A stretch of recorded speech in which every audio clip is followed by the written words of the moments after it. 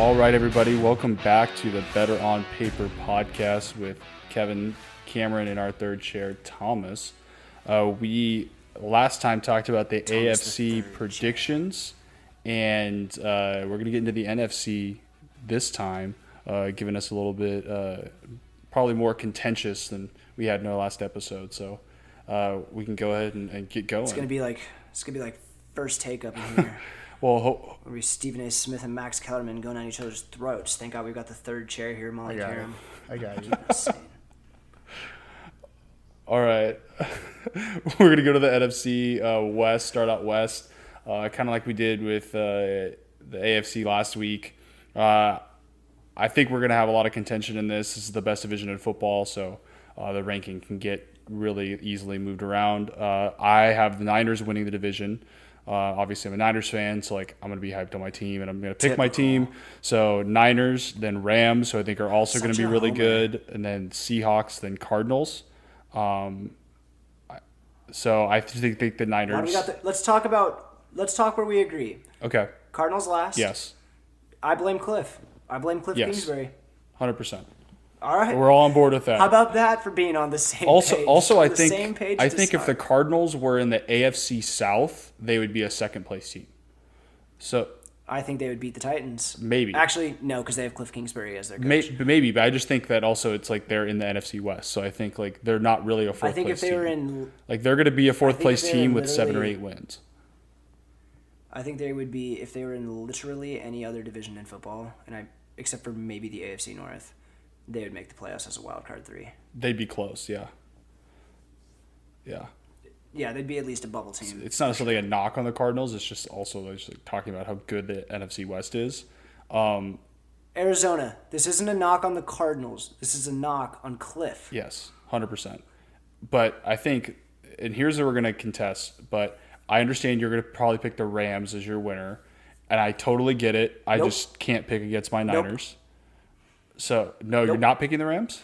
I think the Rams are the solid second place team in that division, and I think it's going to go to either the Seahawks and the Niners, and one of them will be third and one of them will be first. I think the Rams are a locked and loaded second place team. I think it's just the ceiling on the Seahawks or the Niners is so high, and I just think whoever gets first place is going to be the team that capitalizes on that ceiling, and whoever gets third is going to be the team that probably had some stumbling. And I just think based on just history, it's probably going to be the Seahawks winning. So I have the Niners at third. However, like I said, I don't think the Niners could easily win the division. I saw ESPN last week had them barely predicted to win the division. So I'm on the outside of the opinion on this one. Yeah, I just think the Niners have a more complete roster than the Seahawks, and I don't really think it's close. It's just all about health. I mean, I think for them, it's obviously the Seahawks have Russell Wilson, so he's such a good quarterback. When I say history, part of the history I'm talking about, Russell Wilson and Pete Carroll never had a losing season. Kyle Shanahan and the Niners have only had one winning season. I know there's excuses, but yeah, I mean when you have 57% of your cap space on IR in a single year, it's really hard to win. Well, what about the other two? Anyway, not a knock. I do think the Niners could win the division. Like I said, I'm going to roll with history, and I'm going to roll with the team that is yet to have a losing I'm going to roll with the team that's been to the Super Bowl more recently, which is the Niners before the Rams and Seahawks. Fair. So I'm going to do that, but I also think the Rams are going to be good. I think it'll be interesting to see how Stafford fits in. Obviously, that's one of the big storylines of the offseason. Like, how is Sean McVay going to roll with Matt Stafford in that offense? I think it'll be interesting with Cam Akers out now, how that running game ends up working, if it works at all. It'll be probably pretty boring. I don't know. Like, they may have no running game whatsoever, and I don't know, they put all their eggs in star players. I mean, like, all their money is in Matt Stafford, Aaron Donald, Jalen Ramsey, and Robert Woods and Cooper Kupp. So, like, that's where all their money is. They don't have any, like, all their depth is just completely washed. I guess Andrew Whitworth got paid too. But like, if one person gets injured of those star guys, like, they just fall off a cliff talent-wise. So I think that's their thing. If they stay healthy, they're going to be really good. And if they have an injury or two, they're screwed. I just think they have the highest floor, which is why I keep them as a locked second-place team. But I just don't see them being. They're going to be competitive. Like I said, they're going to be competitive. Niners and Seahawks is going to be whoever balls out and scores the most points because I think the Niners win the division if they're healthy. If they're not healthy, then it's a whole different ballgame. It's definitely possible. I definitely see it pop. But maybe we should go from the best division in football to the worst division in football. NFC East. All right. Want to do NFC East? Let's go East Coast. Yeah, coast to coast. So let's go. I have Fitzmagic and the football team winning the division. So Awesome. do I. Only because literally every year I say the Cowboys are going to win the NFC East. And literally every year since I've gone on the record saying that, it has not once happened. I don't care. I'm not buying the hype. I will not do it. I don't care if I actually think the Cowboys are a better team because they always let me down. So the Washington football team, you're going to win the division because you have yet to let me down. I think Cowboys? you should pick the Cowboys so they wrong. don't win the division because, fuck the Cowboys. But I don't think that it's me calling the shots down there. I think the Cowboys are missing playoffs all on their own. I mean, the Cowboys are going to be that team that they have so much talent on the offensive side of the ball. Obviously, Dak, I don't think he's a top 10 quarterback. Oh, maybe top 10. I'd have to actually list it out, but I think he's probably top close 10. to top 10. But I don't know. It's just it's tough now. We could save that for list. We should come in toe to yeah. toe. We should save that. Thomas, mark that down as a segment idea for another episode after we do these because I don't want to get into that for all this standings. The third but chair. He's viciously writing down these copious. But I think you have Dak, who's obviously a good quarterback. He is a good quarterback. Obviously, he got paid this offseason. And then you have Amari Cooper, Michael Gallup, and CeeDee Lamb. That receiving core is probably the best in football with a combo of those three. Second to maybe the Bucs, but the Bucs just don't have that third receiver unless you include Antonio Brown. Which some people will because he is. Is he? Yeah. Antonio Brown. So if you Antonio Brown is your wide receiver 3, you could do worse. Yeah. I mean, you can argue the Browns, they're third. It's tough. I mean, I would say it's probably the best receiving core in football. And then obviously Zeke, he's a really good running back. He had his fumbleitis last year, and I think it was just a weird year with COVID and everything. I think I saw a stat that Zeke literally has a good year and a bad year, a good year and a bad year. His 4 years have been good, bad, and all the talk is it's always Cowboys talk is always positive and going up and hype. But I think this is a good year for Zeke. Yeah, I mean the Cowboys have the talent. It might be his last good year, so it's just a matter. It could be. I think it's going to be his last good year, but I do think it's going to be a good year for Zeke. Yeah, I mean he's old enough now where he's only got a couple years left of productive talent. More than especially if the trend continues, that means could have a good season next year, but he probably won't. And then after that, he's going to just be too far gone to have a good season. But I think Fitzmagic. You heard it here first. Zeke's last good season this year. Cowboys, will they make the playoffs? TBD. I mean, I think Fitzmagic is actually the difference maker for me, though. As much as the Cowboys have all the talent, I think the football team's defense is awesome, and then I think Fitzmagic will just pull out 5 games out of nowhere, just because that's what he does. Fitzmagic is the reason I have the Washington football team winning the division, and Fitzmagic is the reason why I think this is the year the Cowboys will win the division. Whatever you do, Fitzmagic. I guess you can either win the division or lose the division, so prove me right regardless. I mean, I think Ron Rivera is a really good coach too, so that'll be interesting. I like. I don't know what the rest of your standings are for the East, but I got the Giants next, and then the Eagles finishing after that. Yeah, I agree. I think the Eagles are going to be one of the worst teams. I just think Nick Sirianni was just such a weird hire as head coach. I don't understand that, and I don't have faith in him mentoring a whole team and Jalen Hurts. Or Deshaun Watson. Yeah, if they end up trading for Deshaun Watson, which I've heard. Or Joe Flacco, dude. That's true. They do got Canton Joe. Sirianni, yesterday, 2 days ago, he was quoted saying he's not ready to name Jalen Hurts a starter yet. I saw that. It's so stupid. Dumb. Just say he's the starter, and if it doesn't work out, then you could be like, it didn't work out. I don't know. It's like, Does anybody think Joe Flacco's starting week 1? Like, does anybody think? Let's field the whole room here. Kevin, do you think Joe Flacco's starting? I week forgot 1? he was on the team. TC3. Joe Flacco starting week 1. Give me a scale 1 to 10. All right, he said 7. We'll go with Hot take. Hot take. So we'll go Giants. I think Daniel Jones. Honestly, here's the thing is I forgot that Joe Flacco was on the Eagles, so that really bothered me. But I thought he was on the Jets still, and then I thought he was on the Giants for some reason in my head, maybe just because of the New York connection. But Daniel Jones is interesting because I think he's not going to be a good quarterback down the road, but I think he's serviceable. But I think that Giants team is just really weird. Like I don't really have a feel on like they're going to be just like middle of the road bad, you know? Like I think Daniel Jones can be like the next Brian Hoyer. He'll just like kind of constantly find himself on rosters, and he'll definitely find himself like oddly starting either due to injuries or just terrible, maybe rookie quarterback play. But you know, he's going to be around. Daniel Jones. I don't think this is going to be the last year we hear about him. I'm gonna say he's Mike Glennon, where he's gonna be like the starter. Teams are gonna sign him as the starter for 2 years, and then he's just gonna travel around the league and be a backup after that. That's gonna be kind of his MO. That's my prediction for Gardner Minshew is gonna be the next Ryan Fitzpatrick.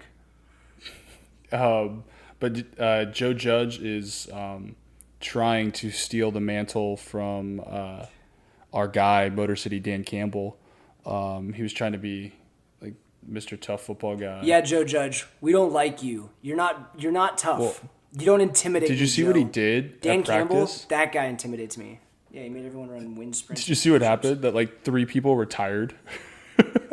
Yeah, because they're like, we're not in high school anymore, Joe. One person literally retired during practice, Joe Looney, who played for the Niners for a while too. He's been all over the league. Yeah. Apparently 2 people afterwards also just said, all right, fuck this, I'm out.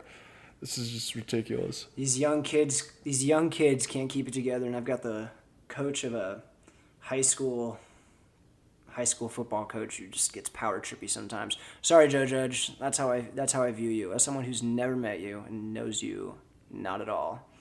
I think you're a bit of a power tripper. Yeah, I think so too.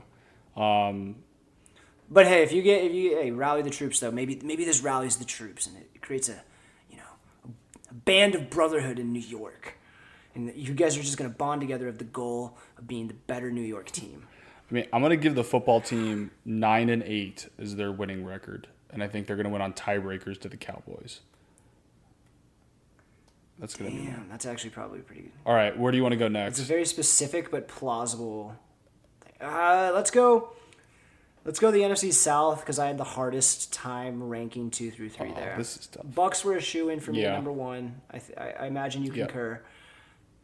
I went haywire, man. I originally had Bucks, and then the Saints, and then the Panthers, and then the Falcons. But then I was like, no. It's the Bucks, and then the Saints, and then the Falcons, and then the Panthers. But then I thought about it more, and I was like, no, the Panthers are last, and the Bucks are first. But, I really don't think the Saints are going to be good this year. And as much as I kind of hate the Falcons, and I think they're not good, Matt Ryan... As much as I want to throw him shit and call him overrated, he's still good. And Kyle Pitts is there, and Calvin Ridley is there, and I can see them having a better year than the Saints based on quarterback play alone. Although I have no idea how Arthur Smith is going to be as a coach, and I can see it as a total failure. And their only running back I think on their roster is still Mike Davis. So I don't know. Doesn't inspire too much confidence. But. Yeah, that's why I have the Falcons last in mind, just because as much as I actually like Matt Ryan, and then I think Kyle Pitts is an awesome addition. I like Calvin Ridley. I just don't see them having enough talent and a competent enough coach in his first year to be second place to a Sean Payton coach team because they lost Drew Brees, but Drew Brees was basically like a shamble of a man last year. He had 5 ribs that were broken. His shoulder was dislocated or whatever. I mean, he was just not even put together, and they still had what were they, the 3 seed or 4 seed? And they had problems with hashtag can't sign Mike. Well, yeah, I mean, have you seen that? That's a hashtag going around. Can't sign Mike. Yeah, I heard about that too. But I just think, like, I don't know, like between Taysom Hill and Jameis, post LASIK Jameis, because that means, he's actually can see. It means everything. That means literally everything. I mean, I think between one of those two quarterbacks, they're going to be good enough with the rest of that roster to be like competitive. But I think the Panthers adding Sam Darnold will be interesting. I don't think Sam Darnold's an elite quarterback or anything, but I think putting him with Joe Brady will be an interesting combo out there as OC. I think that I am excited to see him with Christian McCaffrey healthy. I originally had the Panthers at number 3 because of Matt Rule, but then I moved them back down to 4 because of Sam Darnold. And I was just like, Matt Rule and Sam Darnold or Arthur Smith and Matt Ryan, and I rolled with Matt Ryan. But I'd take Matt Rule over Arthur Smith for what it's worth. Arthur, prove me wrong. His first year as a head coach. You could be a lightning in a bottle for all I know. Yeah, you wonder if the Bucs get any Super Bowl hangover. I think they're just too good to have that. I mean, their roster's just too good. I think they'll have a bit of a Super Bowl hangover. I'm gonna be honest. I think there's gonna be a bit of a Super Bowl hangover. But I still think they're gonna be good enough throughout the whole year to be fine. Like, I think their roster's good enough. I will say, 2 years from now, this division wide open. Wide open. Brady is going to retire as soon as Brady's gone. Drew Brees is already gone. The Saints are unsure where they're going. The Panthers, I trust the Matt Rule build, but I think they only have Sam Darnold because they are holding out hope that they're going to get Deshaun Watson. The Falcons can't decide if they want to rebuild or just tear it down. I can't tell if they're, I feel like they're just unsure on if they should keep trying to make it work and just adjust or if they just need to tear it down. Falcons, tear it down. You got a new coach. Julio's gone. Just when Matt Ryan's contract is voidable or tradable or whatever, get rid of Matt Ryan and just. You should have drafted a quarterback this year. I think Kyle Pitts is going to be legit though. Stupid. He's going to be a generational talent, so I think that's what they're hoping for. I mean, he better be. Yeah. He better be. Yeah. Stupid Falcons. Let's finish up with the North. We're gonna get contentious here. This is gonna be our most. Yeah, I'm trying to remember what your picks are here because I think we're gonna be very different. I have the Packers winning the division. Go now Pack, that Aaron Rodgers is back, I think the Packers are the best team in this division because I think the rest of the division's kind of like up in the air. I have the Vikings at number 2, the Bears at 3, and the Lions at 4. Doing our man Dan Campbell. Yeah. Unlike you, I love Dan Campbell, and I've got the Lions at 3. So here's my thing: is I don't think the Lions have.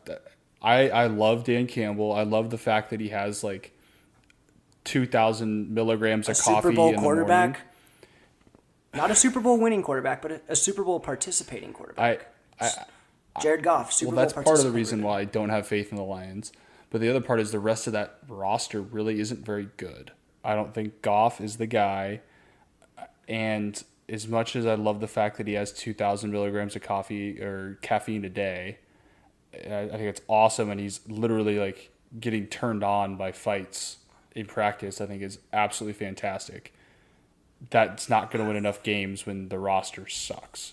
So I have the Lions at last. And I think the Bears then, I mean, we can get into the Lions roster if you want, but I just think it's not there. No, I honestly probably should have the Lions last. I should have the Lions last. Let me reevaluate my list. The Lions are last. Okay, 3rd and 4th are just switch. I was being a little bit too harsh on my 4th place team. Well, I think the Bears are. It's weird because of Justin Fields, he's that wild card where if they ever decide to go with Justin Fields, he could be awesome and he could suck. He could be Tua. Where he just came in and just wasn't really ready, but they kind of forced him into it because Andy Dalton gets hurt. Going to because I think Matt Nagy is smart enough to know that he can't throw Justin Fields to the Wolves, but he's in a position where he's going to be basically forced to throw Justin Fields to the Wolves, and if it fails, Matt Nagy's fired, which probably for the best. I mean, I think there is a point where both Ryan Pace and Matt Nagy can save their job by not playing Justin Fields in a way because they're like, hey, like we're mentoring him for a year, and then next year he's the guy, and he's going to be able to take over, and that was the whole plan, and you got to let us finish our plan. Yeah. So, like... It buys him time to not start Justin Fields, regardless of how bad Andy Dalton is. It's just... And I don't think Andy Dalton's horrible. I just don't think he's going to win you games. Neither do I. So I think he will. I think he's... I've got the Bears at number 2. See, I got the Bears at 3. I've got the Bears at number 2. Because I see the Vikings have a more complete roster, and Kirk Cousins is only just a little bit better than Andy Dalton. And... That's not true. He can't throw the ball behind plexiglass. Well, okay, that's a whole different thing, but... I forgot he said that shit. That's I'm sorry. Let's just get it out there. Like, if you're going to be behind plexiglass, you're not going to be a great quarterback. That's pretty fair. That's honestly why I had the Vikings at 4th. Yeah, well, I think the Vikings, at least they have Justin Jefferson and Adam Thielen. So, like, I think, and Dalvin Cook if he's healthy, and Eric Kendricks and Anthony Barr on the defense. Right. Like, I think they have enough other pieces to be competitive enough. You're right. The Vikings are. I'm moving the Vikings to 3. The Bears. I refuse to put them above the Bears. I refuse. That's to put them above the Bears. The Bears could be decent. I think the Vikings are going to be a 8-9 team, maybe 9-8. I'll go 9-8. I think the Bears are going to be 8-9. I think So I think it's. I think Captain Kirk is doing his farewell tour to Minnesota right now. Minnesota, I heard you hated Kirk Cousins. Well, congrats. This is probably going to be your last year. Yeah, I mean, people don't like him up here at all. So I'm very. I don't know. I'm high on the Vikings from a perspective of the rest of their roster, but I'm not like super high. Such a homer. A homer. I don't know if it's a homer, but whatever. But it's fine. I put the Seahawks number 1. You can call me. Yeah, Seahawks are horrible people, but it's fine. But I have the Bears at 2 because mainly this is like, forget the Vikings, forget the Lions. Actually, I'll get into my Bears talk. I'm saving the Bears for later. Let's recap. We do not have any consensus on the NFC West. You've got the Niners, I've got the Hawks. But then after that, we've both got the Bucks. We both have the Washington football team, and we both have the Packers. Should we seed 1 through 4? Yeah. All right. So we'll do opposite of last time. You tell me your seeding, and I'll tell you why you're wrong and I'm right. All right. So number 1, I've got the Packers. Okay. You're right. Do we agree? I have them only above the Bucks. I have the Bucks at 2. I think because the Bucks are going to have a slight Super Bowl hangover, and I feel like the Packers and especially Aaron Rodgers has literally no other option than to be the number 1 seed right now based on this whole offseason and how nobody would shut up about Aaron Rodgers, and Aaron Rodgers made everything a big deal. They have no choice but to be the number 1 seed, and I think the Bucks are going to have a bit of a Super Bowl hangover and not really care about seeding as much because they just won it as a 5 seed last year. Like they were an away team the entirety of playoffs, except for the Super Bowl. First home Super Bowl team. All right, number 3, I have the NFC West team. I have the Seahawks. Do you have the Niners at 3? Yeah, I agree with you with the Bucks pretty much 100%, and then I have the Niners instead of the Seahawks there. Okay, but we've got NFC West representing the 3rd seed. Okay. And then what's your 4th seed?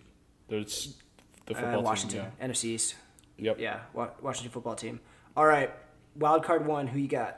Okay, so I don't think this is even close to controversial. I have the Rams as wild card 1. I've got the Rams as wild card 1. I have Seahawks wild card 2.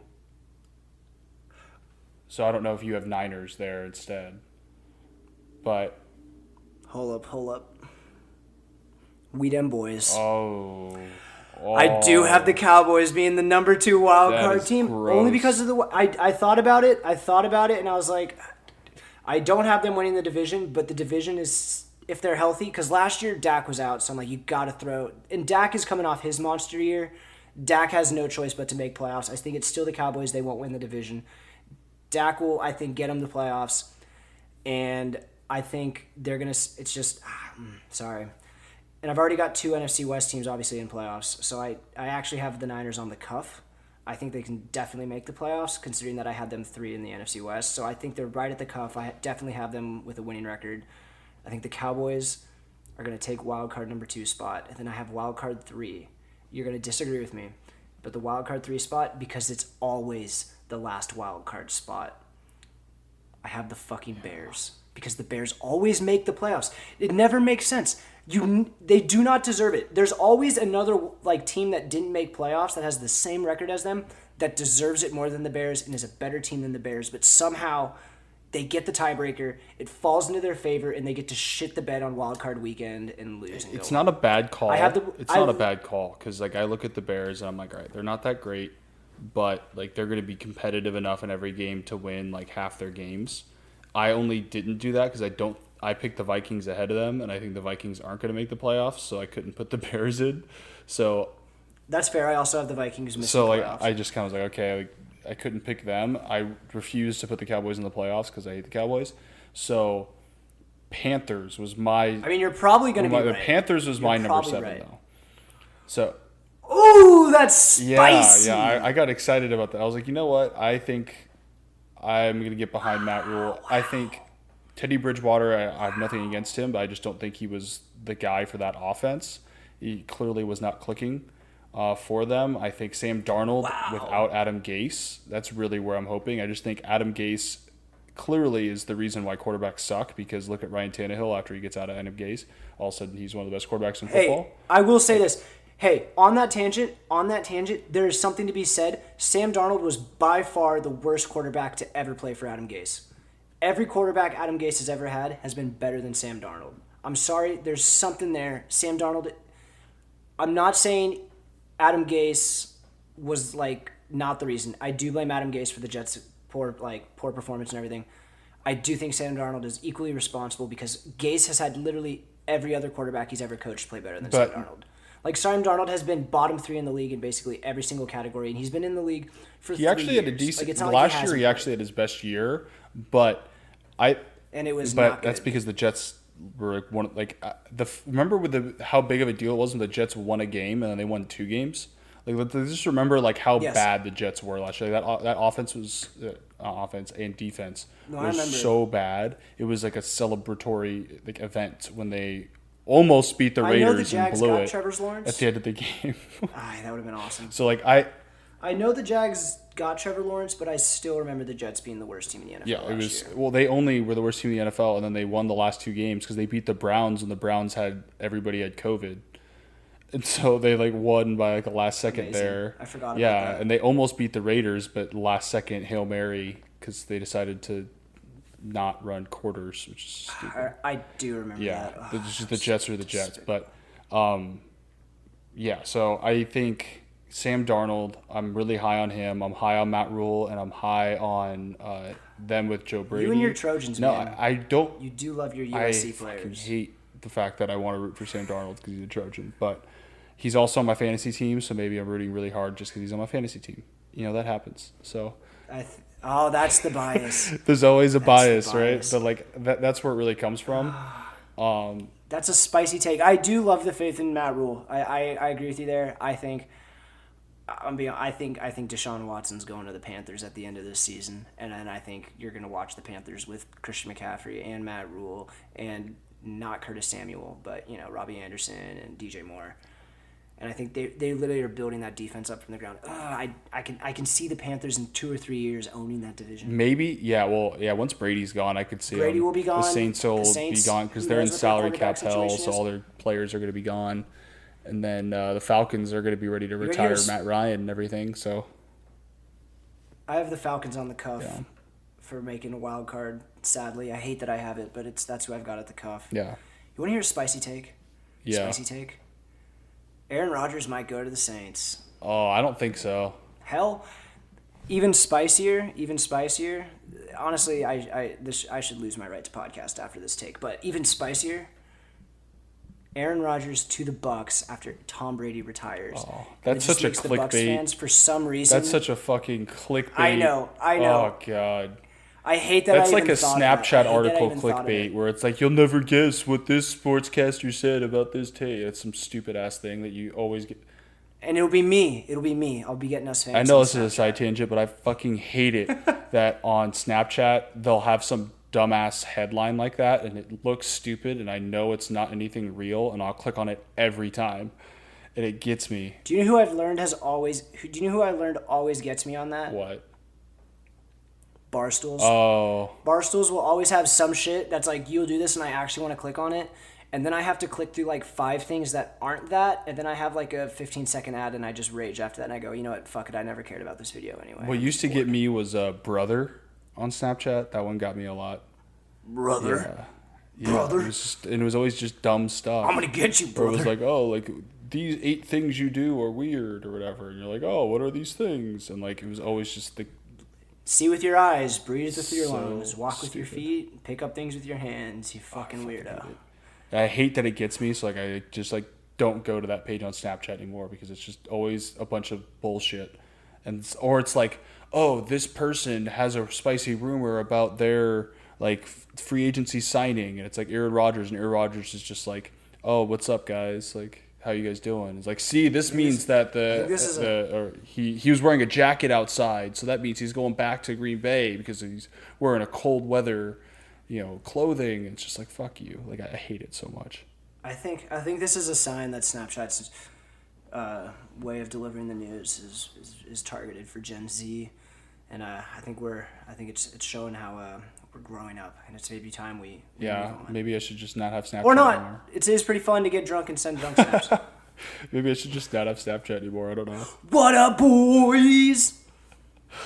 All right. Well, we got cut off track there, but that's all right. I think we could all agree how much we fucking hate Snapchat's stories, so it's pretty chill. But unless you're listening from Gen Z, and we appreciate your listen, and who knows, maybe you saw us on Snapchat. We've got our own podcast on the side. No, we don't have any video. Not Sorry. yet. We're not on Not YouTubes. yet. Maybe we'll get some behind the scenes recordings up on Snapchat at some point, but not yet. I might take a picture of my janky ass studio just to post, maybe, just to be like, this is how I recorded, or this is where I was in the first couple months of Better on Paper. Love to see it. That's how I recorded. Love to see it. Do a little then janky, and now dude. once we're in a real space. Oh, you want to do that really annoying meme format? Once we've got our once we've got our LA studio set up and we've like got our whole network like bumping and we've got like 5 pods underneath our belt. Where you get the like how it started, how it's going kind of thing. It's just worse in the how it's going. How's it going? Well, it started. Oh, that was dumb. It's all right though. That's the whole point. That was bad. But so that was NFC version of our predictions. So we've gone through the AFC and NFC.